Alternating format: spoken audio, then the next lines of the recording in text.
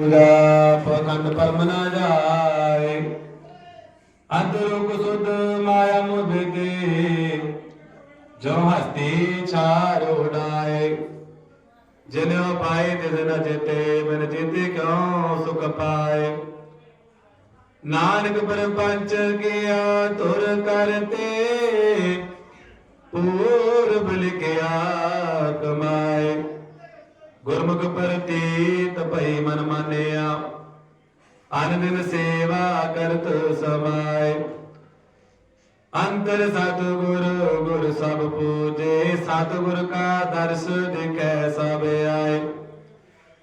मनिया सतगुर परम विचारे मिलिया देना भुख सब जाए ओ सदा सदा बलिहारी गुर अपने जो प्रभ सच्चा दे मिलाए नानक कर पाया तिन सच्चा जो गुर चरनी लगे